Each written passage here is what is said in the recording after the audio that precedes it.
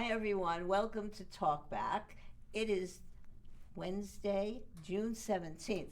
We are only 2 days away from a national holiday, Juneteenth. June 19th, 1865 was when that holiday really first started. And for many years, almost 100 years, so many people were unaware of it. And now we're so lucky to have two people to talk to us today about Juneteenth, about Black American history, about the rise of organizations like the NAACP in Connecticut and in the United States, how it started to defend and promote rights for Black Americans in economics, in voting, in social, in all areas. And we're also going to continue this discussion about Juneteenth and the NAACP by talking about what issues we have yet today to explore, because my guest is an optimist, but I'm not so happy about the state of our country today with regard to how we treat our minorities, and in particular, Black Americans on this day coming up. Okay, so let me introduce Gizelle Tircuit. Yeah, Tircuit. Tircuit. Yes, Tircuit. She is a doctor of psychology, but she is also engaged, besides in her professional life as a psychologist, she uses her work also in organizations like BIPOC, the Black and Indigenous People of Color Project, the Rose City Movement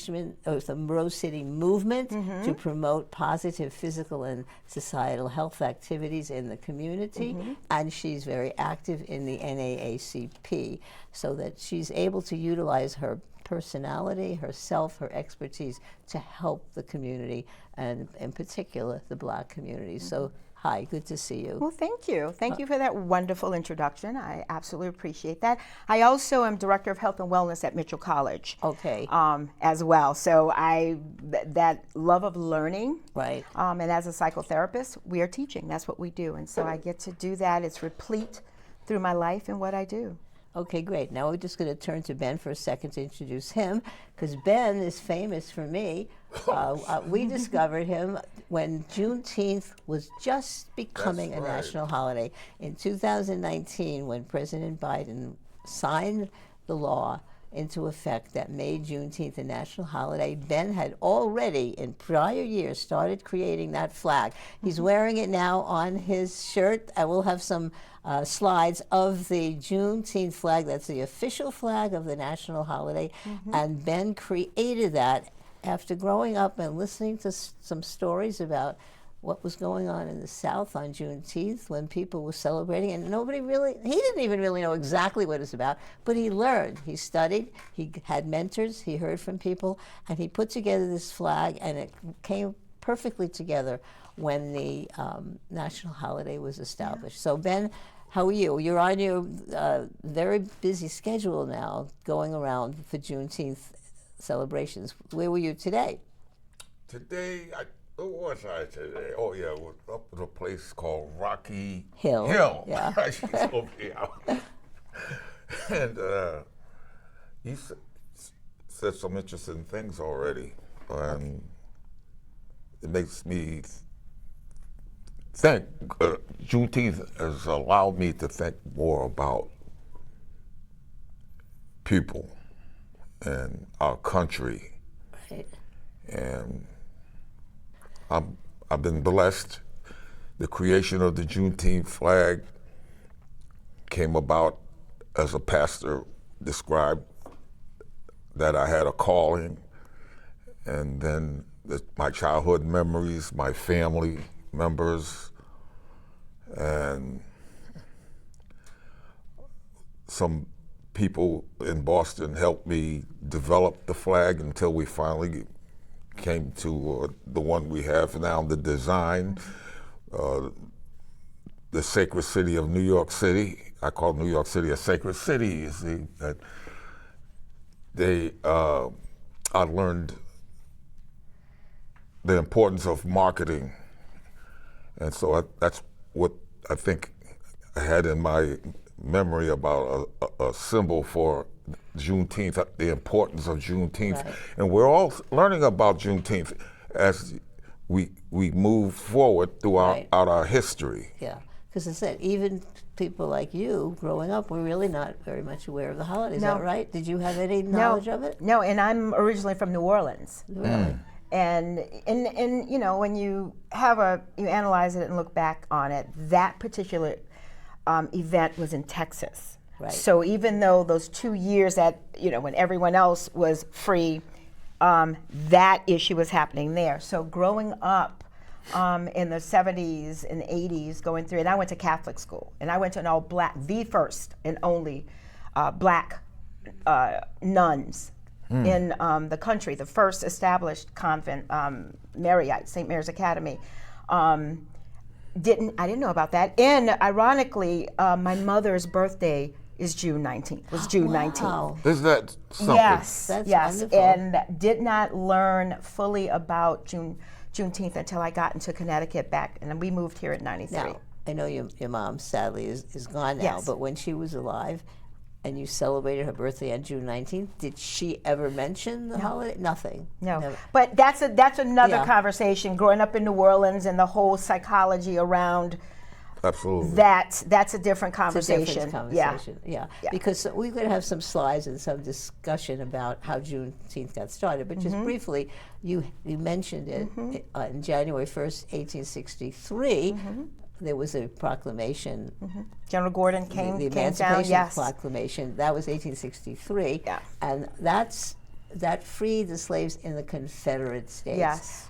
But it was 2 years later, it took for the slaves in Galveston, Texas, To hear to it, learn about it, and that was June 19th. And that seemed to be the last day that people in the United States of America realized that they were free, and they made a celebration. And then we have slides will show, we go through early 1900s, there were celebrations in the South, mainly in Texas, but other places. And then it expands. Virginia. In Virginia, right, and it expands its view. All right, so now let's talk about, we'll get to, Juneteenth, but we also created an organization that has been in the forefront of helping Black Americans gain civil rights, economic rights, social rights, and what that is. Tell us about the NAACP. So the NAACP was developed in the early 20th century by leading, and it was in New York actually. Ida B. Wells, writer, and a woman who was on the forefront of fighting, especially about lynchings and all of that.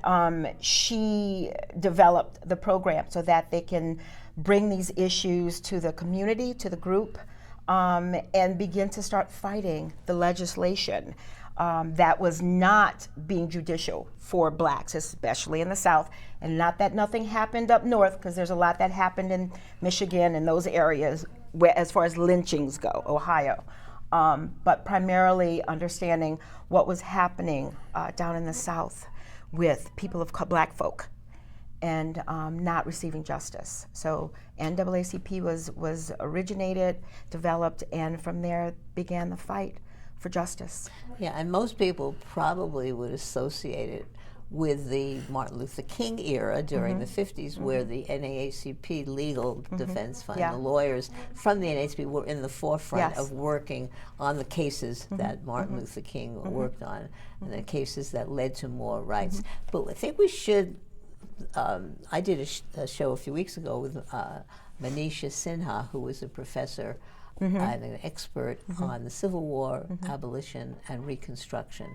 And we should make the point that after the proclamation, Emancipation Proclamation, and winning of the Civil War, the years from 1865 to 1870, blacks were being elected. Reconstruction, absolutely. Governor Pinchback in Louisiana that held that office for 30 days before he was taken out. Absolutely. But there were many blacks who became congressmen and senators and governmental leaders. Things were moving, but like many movements, there was a tremendous resistance, and the people in the South were desperate to have the Northern Reconstruction troops leave. And in 1877, there was a compromise in the election between the Democrat and the Republican, and one of the results of getting the compromise done and getting the Republican in office was that the Democrats, who were then the Southerners who were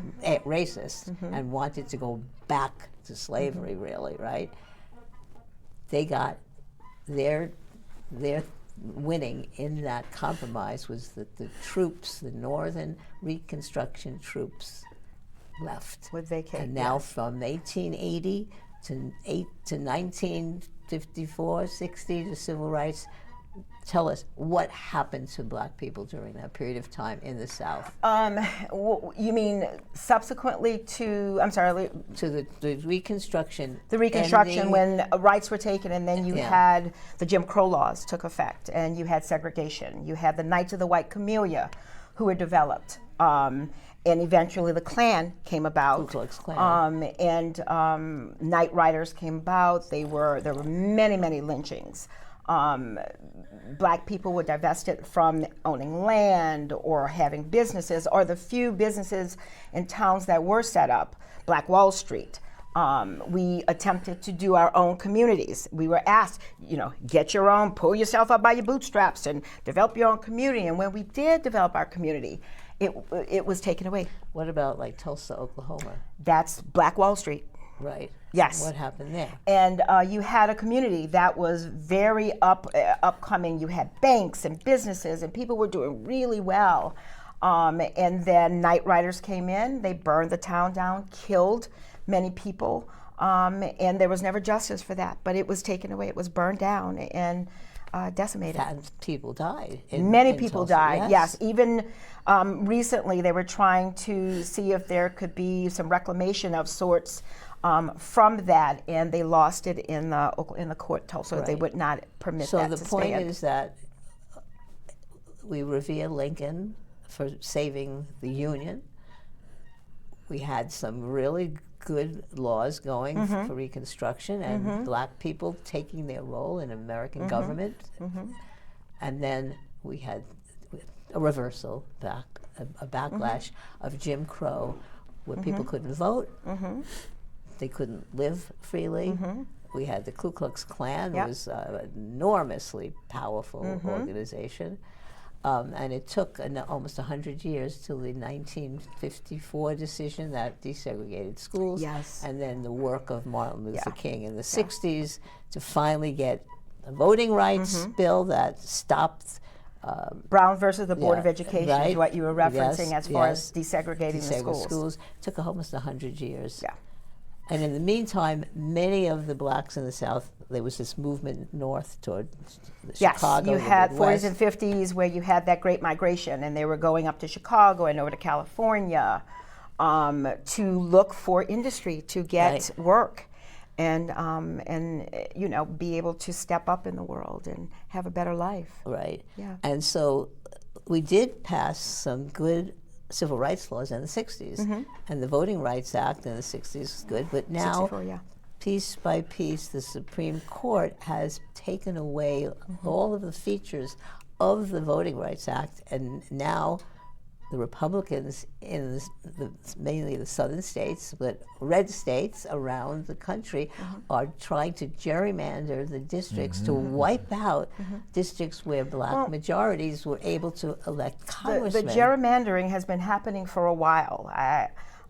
This is not new, whether or not people were paying attention over the last 20, 25 years. They have been gerrymandering for quite a while and setting up where we are now, so you have more Republican and red districts so that you can get your elected officials into Washington, D.C., and I have to, because I also have taught race, ethnicity, and culture at Mitchell College, as well as had other speaking engagements. What happens, just because something is happening down south does not mean that it won't affect you in Connecticut. Where we have it pretty good here and in New England, but it doesn't mean that you won't be affected, because we are. People are seeing that now. And I think, we spoke earlier, and I have an ADD brain, I can go off sometimes. I see this as a positive social movement towards understanding politics, because you did allude to ignorance of not knowing government, not understanding government and being connected and involved. This is the consequence of that. So that's why I say this needs to happen. We have a regression back because people have to learn.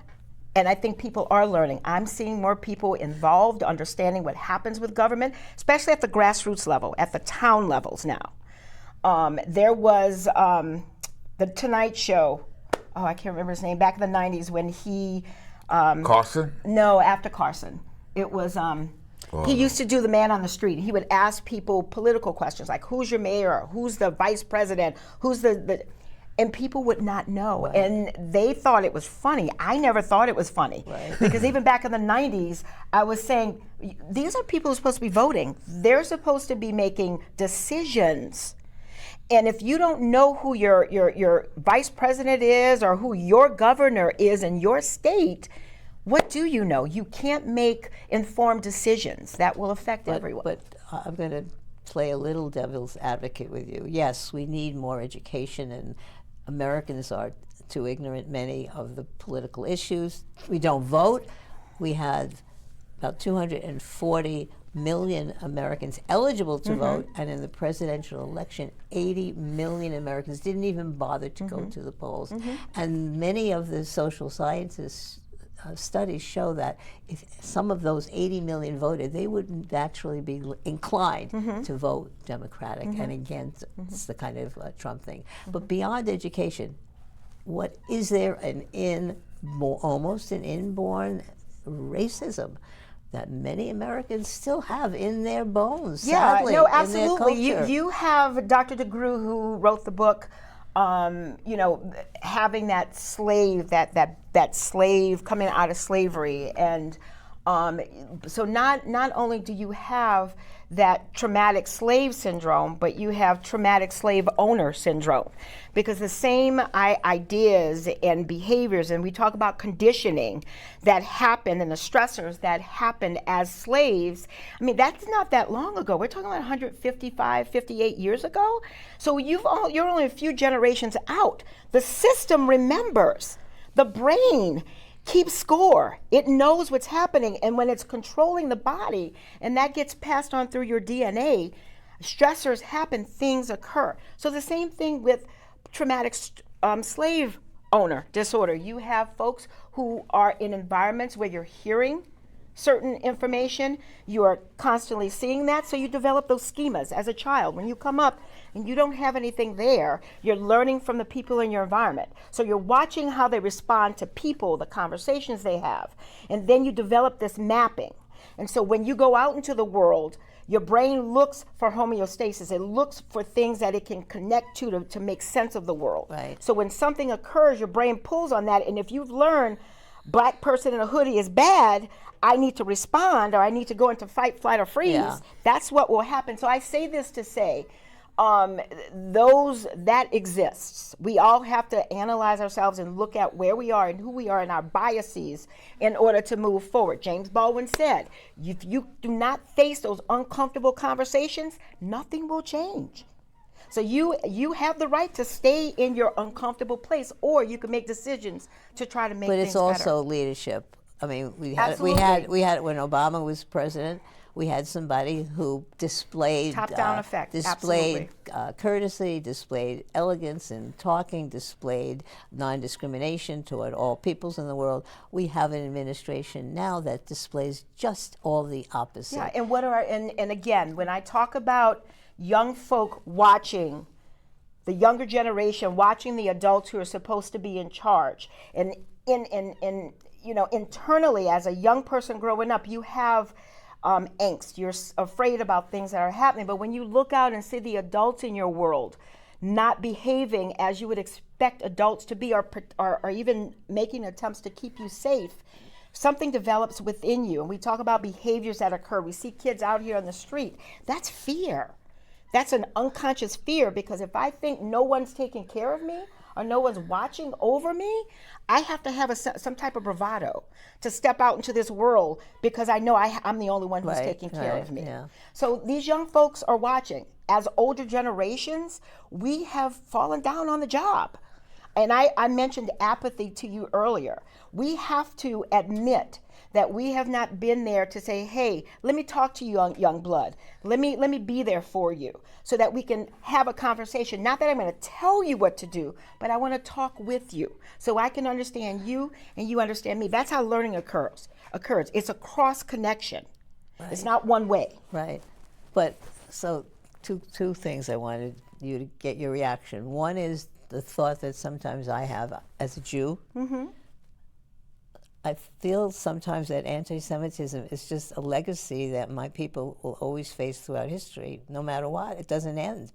And some part of me feels the same way about the Black American experience, that it's so ingrained over centuries. I'm reading the book now called Stamped from the Beginning, where it talks about how the whole idea of racism against blacks started centuries ago and has been culminating, just to this point. Right. And we can't. So Ben, what are your thoughts about this? As you go around talking about Juneteenth, are you feeling people are understanding the plight of Black Americans through history? Do they have sympathy? Are you finding that there's still a lot of racism out there? Well, I'll tell you, Sheila, after listening to Gizelle, what she had to say, I'll go straight to what they used to say, the chase. When I graduated from high school, Stanford High School in Stamford, Connecticut, before that, prior to it, I decided I wanted to go to college. And I chose a college in Ohio, Central State College. It's now a university, Central State University. The major I chose was psychology. I try to make long stories short. I had to change my major eventually. I look back on that. And now here I am. I tell people at gatherings, I'm 6 days older than President Joe Biden. New York City market. Why? Because President Biden signed the legislation, the bill, to make Juneteenth what it is. And the reason I brought up the major I had, because I learned that psychology is the study of human behavior. So my years in life, and Juneteenth has brought this about, and I don't disparage people who obtained education pertaining to mental health. It's important, particularly today. But I wrote something recently and sent it out that we are, all of us are psychologists, and I believe that the spirit of Juneteenth has told me we have to consider being psychologists in our country because of all the upheaval. We need to sort things out ourselves.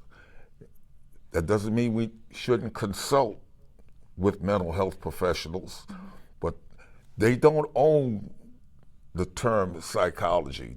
I know a little bit about semantics and words and so forth. Not a lot, just enough to say, open my mouth and speak on this subject, because it's taken me my whole life.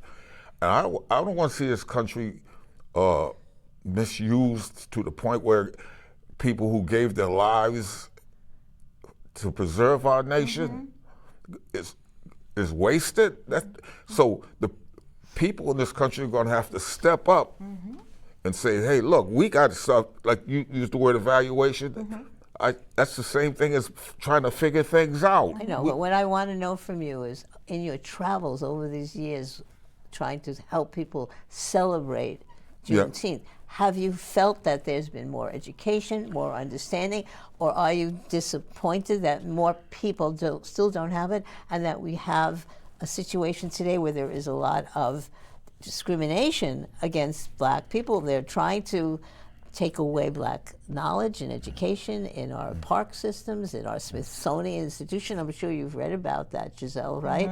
So I'm asking you how you feel in that travels that you've had about Juneteenth. You feel people are,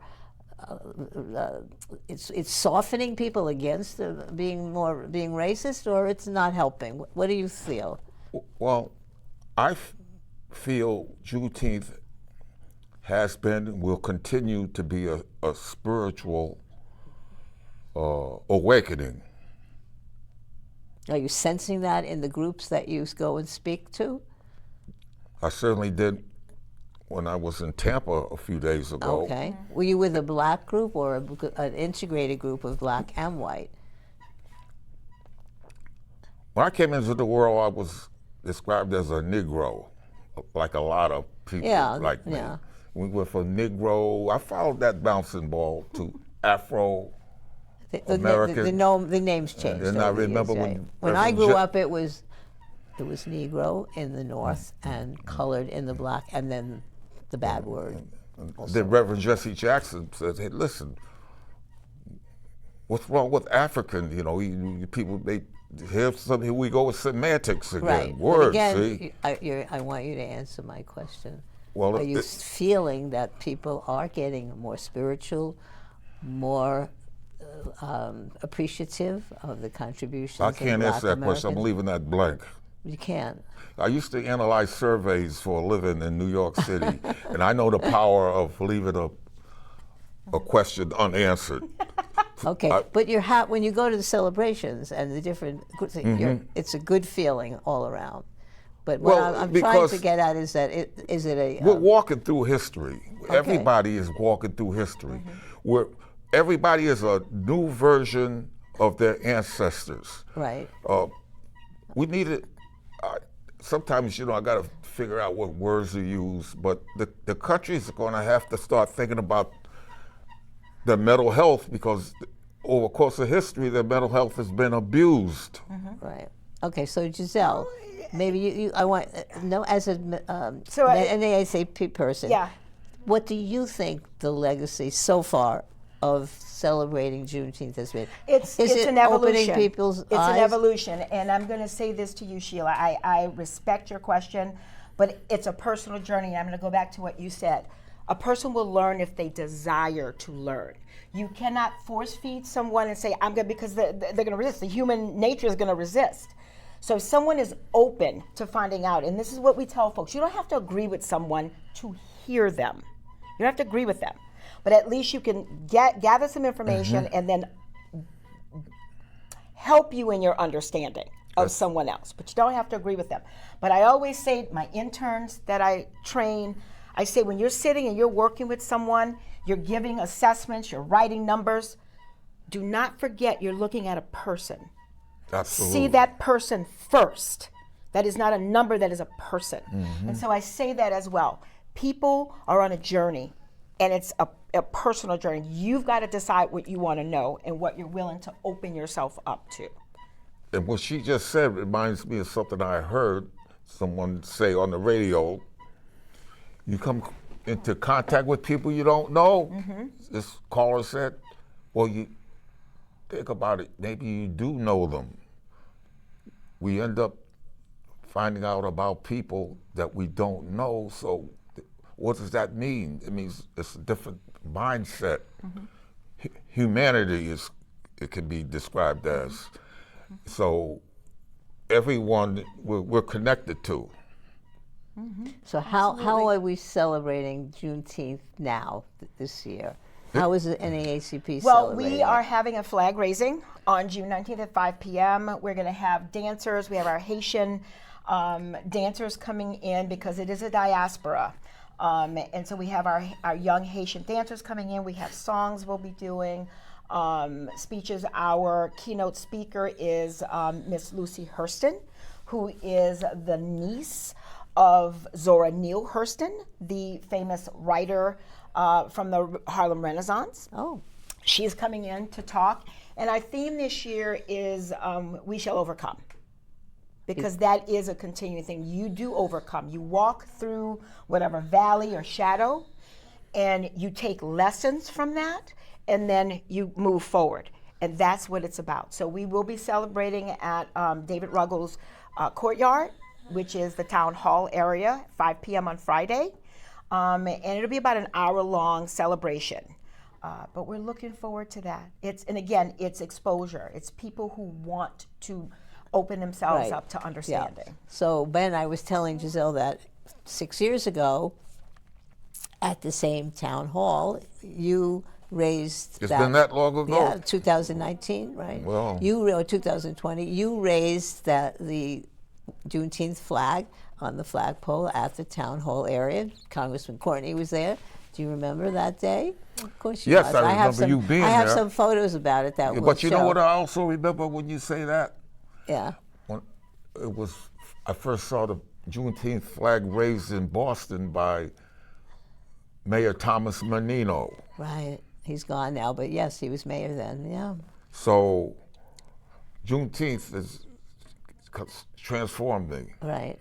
So what are the different celebrations you're doing these next few days? Well, I'm just going around. I met some wonderful young people in Tampa, Juneteenth ambassadors. They had the going, and I told them I was going to stay in contact with them. I spoke with them. They asked me a lot of questions, and then I'll never forget. Just before leaving, I told them, I said, "I'll stay in contact with you, ambassadors." And one of them came over and hugged me. Yeah. Nice. So. And what are you going to be doing on Juneteenth on Friday? I'll have to check with my son. With your Find schedule. out. Okay.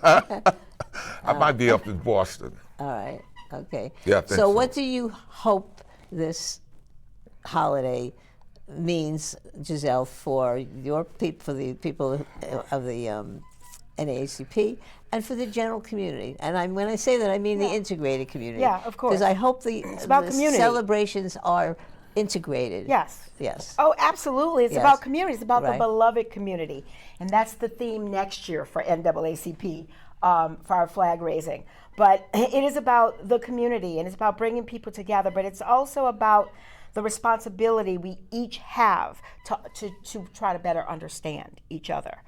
My business partner, my best friend, my bosom person, James Hodge, and I have the Rose City movement that you mentioned earlier here in Norwich. But we go around from here to Hartford, and we've gone places to talk to people about the importance of mental health and physical health. And those two joining together and just being a part of the community, being active in your community, it helps to keep you healthy when you do that. And so when you're able to come together with others and you're able to listen and again be open to hear others, it does a lot for your system. Absolutely. It does a lot for your system. Okay, so that was the Rose City Rose City movement, And yes. what about, tell us about what you're doing with the Black and Indigenous people of color movement? That is my daughter, Dr. Janelle Posey Green, who our private practice, Magnolia Wellness, is down in New London.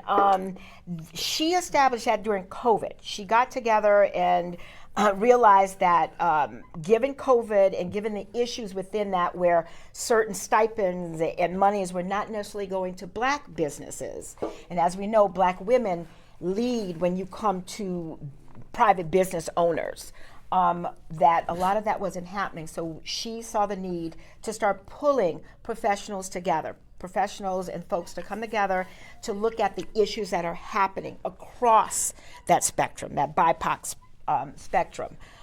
So that's still a part of what we do. As I said, my daughter does, because she is also a doctor of social work. She goes out into the community. She does dancing. She has group dancing, therapeutic dancing that she does. So it's being in the community. One of my sons, Josh Posey, is the rec director in New London. We are about the community because what I modeled for my children, what I've tried to model in my community, because modeling is still the best form of teaching. Right. And I'm also a 20-plus year professional teacher as well. Congratulations. Special ed teacher as well. We have to model for folks. And so my kids have grown up understanding that you are part of a community. We are all connected. Didn't you just say that? That's We're all right. connected. Just We like get that. together, and there's something that you see within folks, and there's something we have more alike than we do different. Right. And so it's understanding that being part of the community strengthens your community, because when something happens at an individual household or individual neighborhood, just like this macrocosm of a nation, within our communities, when there's something that's lacking or deficiency within part of the community, it eventually gets around to everyone. Somehow it's going to affect everyone in that community. So we have to understand how we do come together and how we are affected by each other. It's very important. Okay. Yeah. What was I thinking when she was talking? I'll just say it. Sometimes I think when I was in Boston, I worked in social services as an anti-violence crime advocate, and then activist and so forth. And the violence in this country, the history, drives me fill in the blank. Yeah. What happened with the Knicks just recently, winning the championship, and I don't watch the news like I used to. We're going to have, people in our country are going to have to start looking at some of the things that people do and say, well, they are our patients. We're the psychologists, they're patients, they need help. Now, I'm putting myself out there, food for thought. People, we got to stop thinking everybody goes into prison, and some of them get reformed now. I understand incarceration, have better programs, yes, so forth. Absolutely. But this violence thing in this country, I don't want my grandchildren growing up in it. And that's their generation and the generations after them. This violence in this country is crazy, and the people down in Washington, D.C. are not addressing it. Well, some American politicians are good. Our Connecticut politicians are good. After Sandy Hook in 2012, they worked very hard to try to get proper legislation, and the Republicans, Senator Murphy. And the Republicans refused. I interviewed in this studio one of the parents of the Sandy Hook, and they were on their way to Washington to try to help and lobby the Congress to pass the legislation that Senator Murphy and others had put together, and they went down there and it failed. Well, see, those folks down here that are obstacles, that don't want to deal with the violence in this country, the guns, we need to look at them as mental health patients. No, we need to diselect say, them. hey, you're a patient, you need help, you're not getting it. We need to turn them out of office and elect people who will vote but that's the right way. We start, and that's why I say we start at the grassroots level. We have to start in our community, and we each have to take responsibility. We have to take responsibility within our homes to have conversations. It is okay to check in with someone without nagging them or, again, trying to force feed. Conversations are beautiful, but we have to start here, because that's the solution. And that's why I said to you earlier, I'm excited about this time right now. This invigorates me. The challenge. Our country's leaders, because it's a time of change. And I didn't want to step on you. Go ahead. I apologize. Our country's leaders, they're well educated, they have resources, all sorts of things, and they're dancing around the issues that people need. Because we teach people how to treat us. That's why. Well, see, and so they've performed, and we're responding the way they've taught us to treat them. So the old people would say there's something wrong upstairs. Well, and we all have to take responsibility for that, because, again, we've elected them. Some and of it is wrong. To say Some of it is wrong upstairs. Some of it are different principles. There are people in this country who do not believe that we should have universal health care. There are people in this country who don't believe that it should be so easy to vote. Well, there are people that believe that. Yeah, they need mental health care. Well, yes, but we have to understand that and fight that. Yeah, and so that's why you that's why you inform yourself, you learn. You don't go on Facebook and get a piece of information, you don't know where it's coming from. You do some work. You have conversations with people in your community. Okay. That's why I say the older generations, we have to have conversations, we have to talk. And I did want to say this too. I am now, James and I, our Rose City movement, we are now educators on the Amistad. Oh. And when you mentioned that, the Amistad was one of the cases that helped and was raised when we were looking at abolishing slavery. because of what happened there. That was one of the precedents that they talked about. So also being there and being able what to happened. educate. What happened in Amistad? Sengbei, PA was stolen, abducted from his country, Mendeland, which is now Sierra Leone, in Africa, and they were put on this ship, brought to Cuba, where they were then 53 of them were loaded onto a little boat that was supposed to take them up the coast to be sold into Cuba. So you're going back how many centuries? Oh, this was 1839. Right, okay. When this occurred. And it went from 1839 to 1842 when they finally were able to be returned. Right. After they raised the money to get back to their home. They were taken and they were put on the Amistad, and the Amistad was meandering the two men that they allowed to live, to try to get them back, meandered through, finally got caught off of Montauk Island in New York, were taken to New London, Connecticut, where Right. the Amistad stayed while they were taken to New Haven for the trial that occurred. And eventually were found that they should be returned, that they were not slaves, because they had to determine if they were slaves or if they were actually abducted. By the time they were taken in 1839, international slavery was abolished. You could not do that. It was against the law to go and get slaves or to abduct people from Africa to bring them into slavery. If you had slaves already, that's what was standing. But they were actually taken, and that was illegal. So eventually they won their freedom. The Amistad got sold off to someone in Newport, Rhode Island, was sent there. It became the Ion, and then no one knows what happened. But that case was one of the precedents that was set to go into emancipation, and also a couple of other rebellions that occurred that were Very actually important. successful. I'm glad you're Yes. educating people. There was about a movie that. on that, right? Yes, Yeah. Steven Spielberg. Yeah. 98, very just an amazing movie. If no one's ever seen it, please go back and see that. I always tell people there's one scene in there where Sengbei is speaking to John Quincy Adams, who was the appellate attorney after they had won, and then it went to appeals because Van Buren was the president at the time, and he Not a very good he president. was not. Yeah, he was a racist president. He was going by his constituents down south, and he did not want them to be returned because it was an election year. But John Quincy Adams comes into the appellate trial, and he wins for them. But there was a moment in that movie where John Quincy Adams was speaking to Sengbei, and Sengbei had a translator by then, and he was asking him, he was preparing him, what are you going to do if you don't win? What are you doing? And Sengbei looks at him and goes deep and says, my ancestors. I can hear the ancestors in you. I stand with my ancestors. Yeah. And yes, that is why I do what I do. That is why James and I, we're out here, because and he's originally from North Carolina. So that's why we do what we do, because we understand Well, you're all connected. what has been Yes. passed down to us. Yes. That's right. And what still needs to be understood, because it is all about forward progress and forward movement. And that's where we're going. Okay. That's I where we're like going. your optimism. Just one thing before we're going to go to the slideshow, we're going to learn, Yes. get a little bit more of the history of the NAACP and Juneteenth on the slides we have.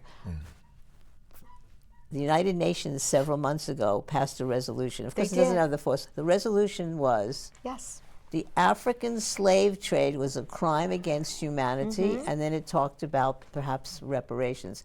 Guess who voted against that resolution? Oh, we could have that conversation The too. United States of America. And Brazil. And Israel. Britain, yes. And No, yes. some The mental European health, countries. mental health patients. Some European countries abstained. Yeah. But Brazil, Yeah. the United States, Yes. and Israel and voted Israel against voted it. no, yes. More food for thought. Yes. All right, studio, Absolutely. we're going to try to go through some of these slides and comment on them briefly. So there's the flag. The end of slavery, June 19th, 1865. Let's go on to the next slide. Next, and here's the NAACP Norwich branch. Go on. And there you are. Well, you look lovely. That's a lovely thank photo you. of Giselle. Looks like a model. Go on. our guest. And is that another shield of the NAACP? Yes. Another Founded 1909. There you go, Norwich New York. branch. All right, Yes. now, February 1909, it was born. Okay, next slide. It's a picture of some of the, if you want to are. comment just briefly on Yes, and there's some of- Ida Wells Barrett, Yeah. W.E.B. Du Bois there. We have Moskowitz and Terrell, White, Overington, Garrison Willard, and English Walling. And yes, this is wonderful. And there was something else I wanted to mention about this too. At the same time, Sheila, and I don't know if you're aware of this, there were what they call black tea rooms. Okay. And I don't know if you're familiar with that. We do have a tea, that ladies' tea, well, we call it a ladies' tea, but it's a tea that we have the last Sunday of June to close out Juneteenth. But at the same time, because we could not have these community rooms within the community, you had tea rooms, but they would have these tea community rooms where the black NAACP and other members within the community from the churches and the businesses would get together to talk about what's happening in our community and where we're moving forward and acting Next what slide. we're doing. Yes. That's another picture of, again, Yes. Ida B. Wells in the middle with some of the other leaders of the NAACP. Next. This is just some commentary in the early years. You want to just mention very briefly what happened? If they founded it. It In was New founded York, in New York yes. City as a result of 1908 race riots in Springfield, Illinois. Lynching. And the lynchings. And I mentioned, you Yeah. know, there are folks who don't realize there were lynchings up north. Yeah. Many lynchings up north. We do not want to let the North off scot-free No, in we any of can't. this. They, you know, down south they wear a hood. Right. Up here we always used to say they wear suit and ties. Suit up and here. ties and Yes. neighborhoods and Yes. property Yes. rules and okay. Yes. Next, Redlining, next yes. slide. So now they were anti-lynching protests in the 20s and 50s. They tried to use litigation and lobbying to get rid of those Jim Crow laws, which didn't allow you to vote unless you had property, which made you take a literacy test to see if you could vote. Or they came to your house and burned it down, and the Ku Klux Klan killed you. Yes. One or the other. And then there were some cases that came along that helped a little bit. Oh, Let's- and you know what? We can't Yeah. forget what was called Strange Fruit, which was made famous by Billie Holiday, Yes. which was written by a Jewish poet, Yes. writer, and it was called Bitter Fruit at first, and then it was changed to Strange Fruit. right. And that was also the theme that Billie Holiday got in loads of trouble Yes. with the FBI, but she was going around doing this song to illuminate people about Right, the lynchings. right. So that wasn't in here, but that was also critical during this time. And again, the alliance, many of the attorneys that worked in the civil rights movement were Jewish. There was a nice alliance. And when I went to Queens College in the 1960s, Schwerner and Goodman were two young men who were killed. They were Yes. they were not in my they were ahead of me, but they were from my college, and they went down with a woman, Viola Louisi, and they were murdered in Philadelphia Yes. because they came down to help register black people to vote. And in my college, there is a clock tower in honor of those two young men. Beautiful, young, happened to be Yes. Jewish men. My school had one of the highest percentages of any colleges in the country that went down to the For freedom activists. riders Yeah. in that period Yeah. of time. Okay, let's go on. So now we have the civil. No, go back to the slide before with the civil rights era. You mentioned it, Gizelle. In 1890s, there was a case called Plessy versus Ferguson. Ferguson, A guy yes. tried to sit in the front of the bus, and they said, no, you can't.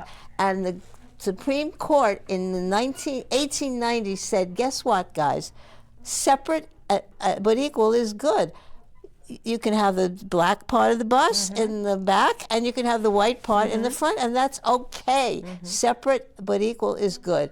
It took almost 60 years. In 1954, the court says, wait a minute, separate and equal is not good. You can't separate black kids from white kids and say they're both getting the same education. That's not true. And so they said you have to have integration. But guess what, Gizelle and Ben? We have the white people of America have been fighting that decision for 100 years now.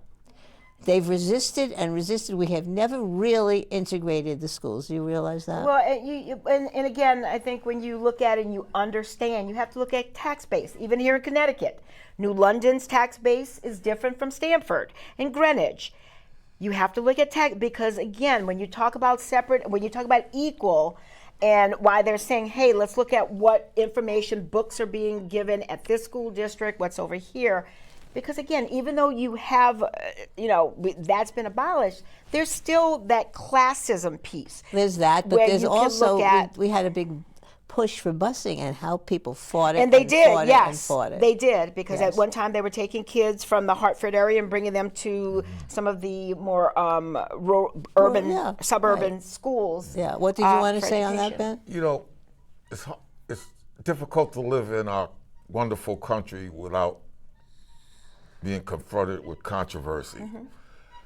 So I'll just say, as far as New York City is concerned, I believe New York City, and I've been saying it, test marketing it, a sacred city. I am sorry. I grew up in New York City, and we had segregated schools. I There's understand. a street in Queens. On one side of the street, Yeah. the elementary school is all white, and across the street, the elementary school is all black. And you know what else bothers me? I went to Selma, Alabama several years ago. Selma, Alabama is where they had the march, where eventually they got to Montgomery, and with Martin Luther King's help and President Johnson, they passed the Voting Rights Act. Guess what about Selma, Alabama? It's not integrated. Most of this school is populated by the black kids. And what do you think the white kids in Selma, Alabama do? They go to the private schools or the parochial schools.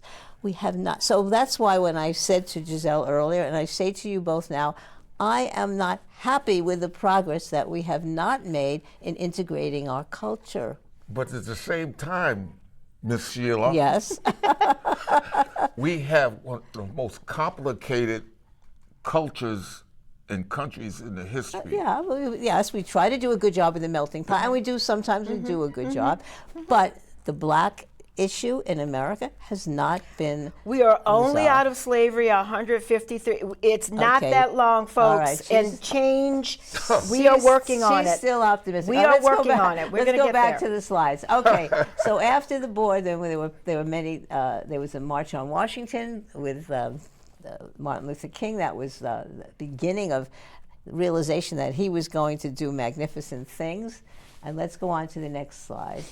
And then this is what the NAACP says, right? It's a reminder that equal rights, quality education, healthcare, diversity, equity, and inclusion we seek are within our reach. Okay, I'm going to be optimistic because Gizelle said I have to. It's good to be an optimist. It's good health. Disrupting the status, we're committed to dismantling racism and disrupting inequality. Okay, that's the theme of the NAACP. From city halls to the Supreme Court, we use advocacy and litigation. We'll get civil rights for everyone. And we want people involved. You don't have to be black to be part of the NAACP. Of course. And I'm going to say something else. Putting your name down and joining a program is not enough. It's not say, oh, I'm a member. If you join something, then you should be active. And yes, I'm calling out folks, you know what, be active. What are you doing? Right. That's the question. What is the active that you're doing? Not just putting your name down on something. All right. Next slide. And this is just, again, some of the Norwich leaders. Did you want to mention something about that? This is the Norwich branch. You sent me some of these slides. Yeah, Sheila Important did. people. Our past president sent these photos. I have not met any of these folks. Okay, They this were is just before me. showing the but history, these are yeah. the history of Reverend Schneider and Marion Garfield Rocker, and we have Henry. I think it's Rando. Yes, Miss Okay. Rando, and we have Miss Carlene Lee. Okay, next slide. Next. And then some more. Yes, we have more. Miss Lottie, who we lost. Miss Lottie we lost last year. Oh, yeah. Who was big, involved in her community. Everywhere you went, you saw this beautiful woman. Jacqueline Rando, and we have Sheila Hayes, who is currently on our city council, Right. who also is past president, very active in the community. That's all a lovely over the young place. photo of Sheila. Do Yes. you see her Yes. there? Jacqueline Owens. Okay. Next slide. I heard of Jacques. And then again, this is just to I met her. concentrate on health issues. Just Yes. mention that for a Again, I second. talked about Rose City Movement. We are out here every morning. We encourage people to come out and walk with us. We walk. And now research is saying you don't have to get out here and sweat and beat your knees down in the ground. You can walk and still be very healthy and get to be healthy. But we walk every morning at 7:15 from the Foundry, 66 Wow. Franklin Street. Okay. And we encourage people to come out and walk with us. Next slide. There's the political action, what's happening in our community, standing with the average person. Reverend Dr. Martin Luther King, when he passed away, was supporting the garbage strike. In Memphis, And that's what he was doing when he Memphis. was down there supporting because he them. said we can't have just equal rights and voting rights without economic Exactly. rights as well. And there's something else I want to throw in, because I know there's been issues, people talking about lately, even with the Asian community. Dr. King and the group, they were marching for everyone. If you were disabled, especially he had disabled folks walking with him and within the marches, as well as folks who were LGBTQIA+. It was for everyone who felt that they were disenfranchised in some sort of way. Humanity. Yes. Thank you. Seeing that human on the other Next side. slide. Yes. And then again, do you remember who she was? Robert. Yes, Sean they Duncan? showed a picture of Robert Sean Duncan. We have an award that we give for her name? Yes, Okay. in honor of Robert Sean Duncan. Okay, next slide. And this is just again some of the officers over the years. Mm-hmm. Next slide. And the Norwich branch, some photographs of things that you've done over the years. Yeah. 19, Out there. Yeah, making a difference, 1963, yes. Yeah. And it was, next slide. And this is important because civil rights. Now, I was watching TV in 1965 when Johnson made the speech to Congress and said we have to now pass the Voting Rights Act. And you know how he ended his speech? He said, "We shall overcome." That's right. And that was an important signal. He was saying, I'm with Yeah, you, I mean, the you country's made with me you. Because remember up that. until then, you know, Johnson himself was a Southerner from Texas. And Yes. people Oh, didn't yeah. think Yeah, he was. he had it Yeah. in him.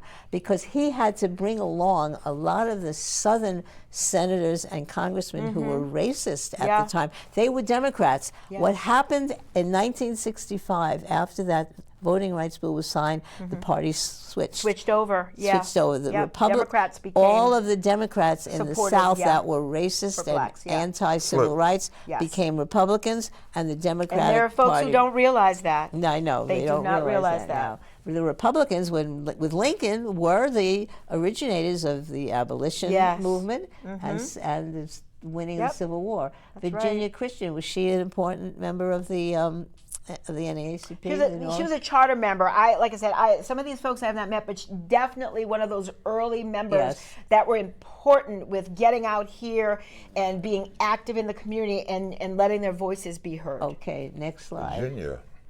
Again, this is again important things. This was 71. Oh, wow. Challenges in the 70s. Yeah, things were happening, and then working together. Yep, because we have a New London branch as well. Okay, talking about economic rights. These are the things that you Supporting worked each on other, all yes. these years. So you do. How many branches are there in the state of Connecticut? Oh God, I want to say there are one. I'm going to say anywhere from 25 Okay. in the different And areas. do you have state conventions? Yes, they do. Okay. Yes, we just had a meeting with our president the other day, and they're out here right now trying to encourage people to come join. Okay. Your local organizations. Please come out and join. Okay, next slide. There's housing rift. So you're interested. And housing is still an issue. It's a huge. It's well, still an housing, issue, The yeah. need for housing is a. Not, Yes, it's a- and where it says the struggle continues, it does. Yes. For affordable housing, it still right, exists. Right, and there are lots of complaints about how the people Yes. are treated in these housing, some of the housing units. But the need for affordable housing is for all communities, not just Yes. black, all communities. Okay, next slide.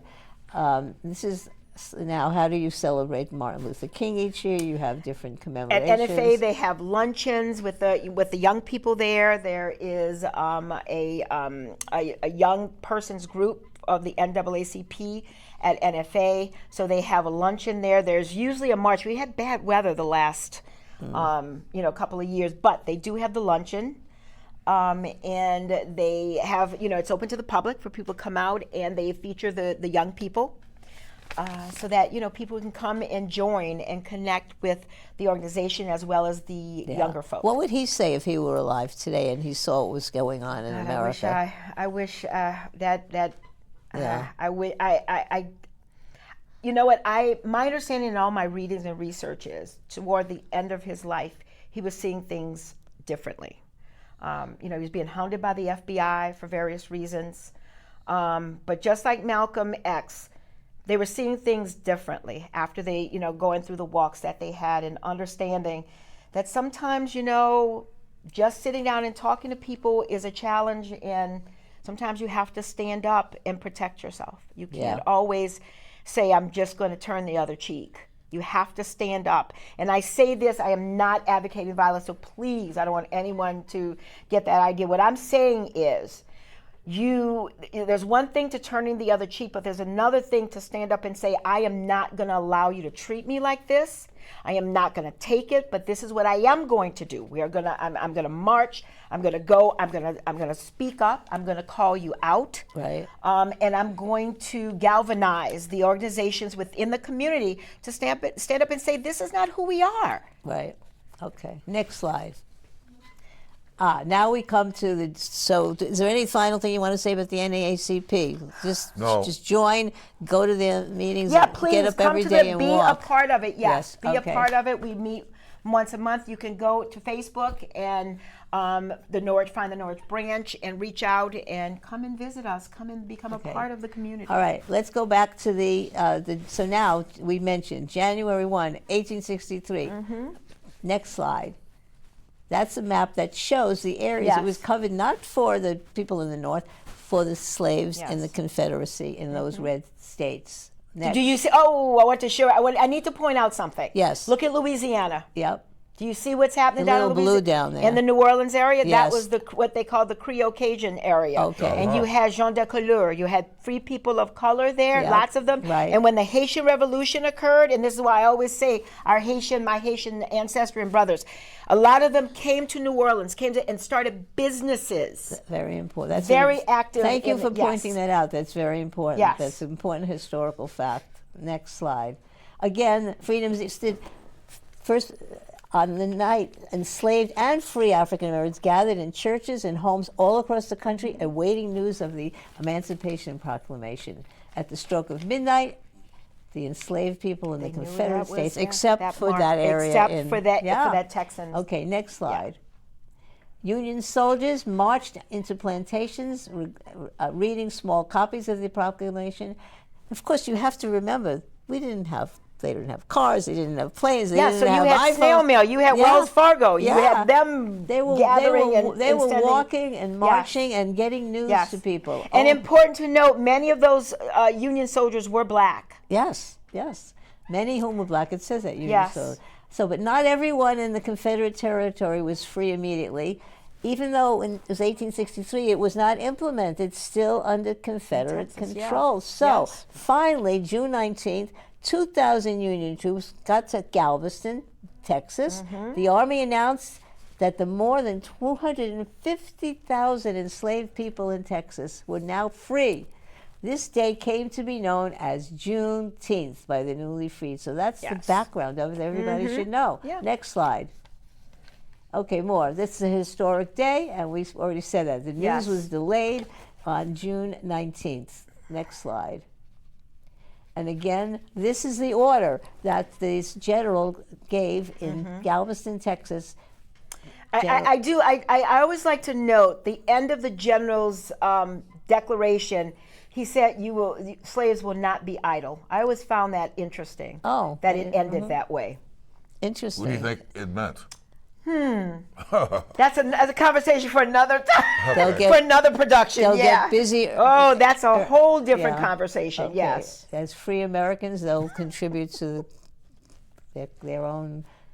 Yes, their but don't own- be idle. Okay, Oh, great. I Next see. slide. Do you know what I'm talking And about? here he is. He's the one that issued the order Yes. informing Texas residents that slavery had He was ended. charged to do that. Yes. Next slide.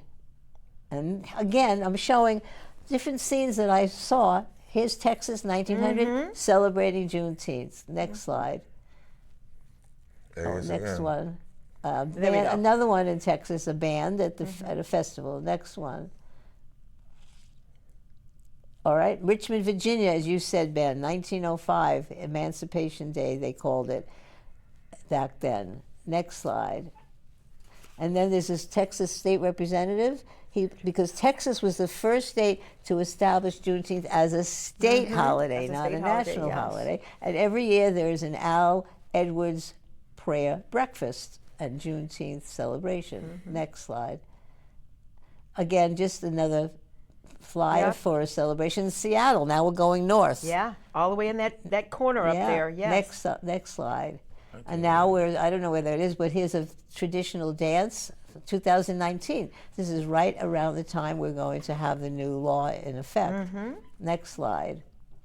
Milwaukee, 2019, Wow, people look at that. celebrating in the streets, Amazing. festival of Juneteenth. Next slide. And there's the president signing signing yeah, the act signing into into law in Yes. 2019, June 17, 2019. Next. And there's the flag. Ben, why don't you talk a little bit about that? About the red, white, and blue. What do they represent? Well, the colors represent the American flag, which our ancestors were a part of, even though many of them were enslaved. And the star have two meanings. One, the Lone Star State of Texas, and it also represents the 50 states of our country. And it's rising above into the heavens as a result of me watching Nova on the PBS, and I learned more about the bursting star of Nova. So a number of things contributed to this design. And beautiful. the graphic artist Lisa Jean Graff did a wonderful work Yeah. in pulling this together. It didn't take long for her to do it, and it just turned out to be Beautiful. marvelous. Beautiful. Okay. Beautiful, yes. Next slide. And there's the flag, exactly as it flies now, June 19th, 1865. Next.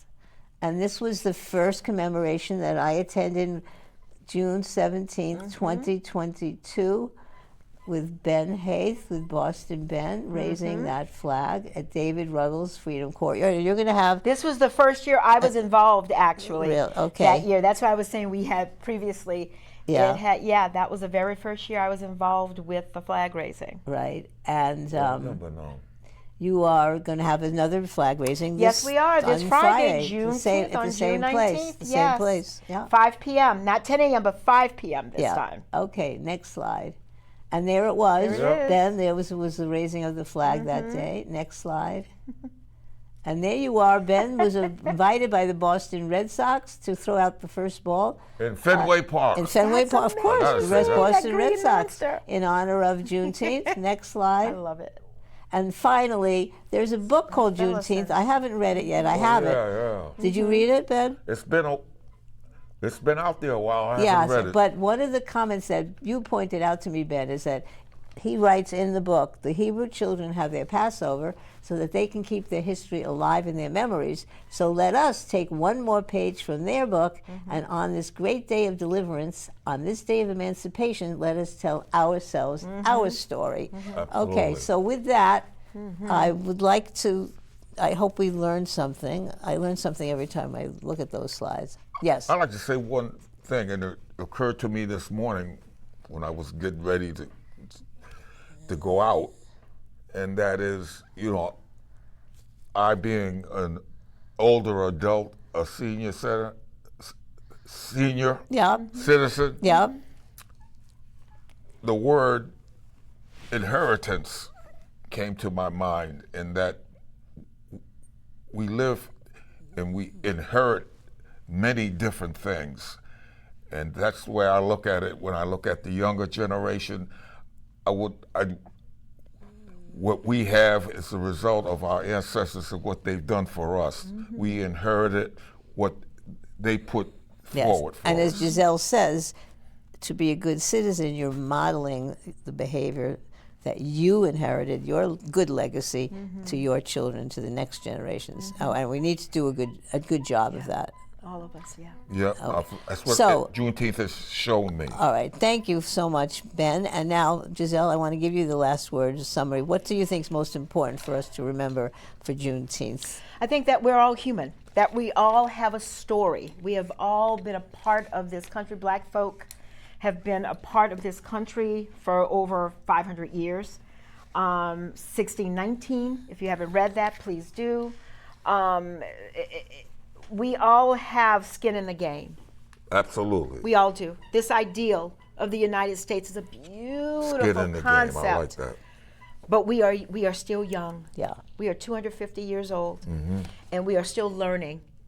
And the importance is not what happened to you, but what you have learned from this experience, what you are taking with you forward, Okay. so that you can make a difference and make a change. Okay, so Gizelle has made me an optimist today. After 250 years, we're only going to progress further because we're going to settle into community. We're going to honor our legacy. We're going to model the Yes, we best are. behavior for our children.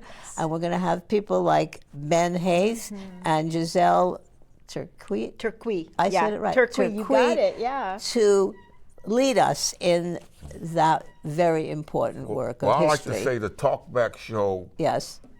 provides me with inspiration. Good. And enthusiasm. What's the word you use, that expensive word? That's okay, but Okay. optimism. Optimism, yeah. yes. Okay. So great. So everybody, June 19th, we didn't teach you everything you need to know about it, but we gave you some hints. Learn about it, read about it, become an Yes. educated Yes. citizen, Yes. take a walk in the morning with the NAACP, and think about the history of our country and your part in it on Amen. June 19th. Okay. See you all next time on Talkback. Thank Bye. you. Bye.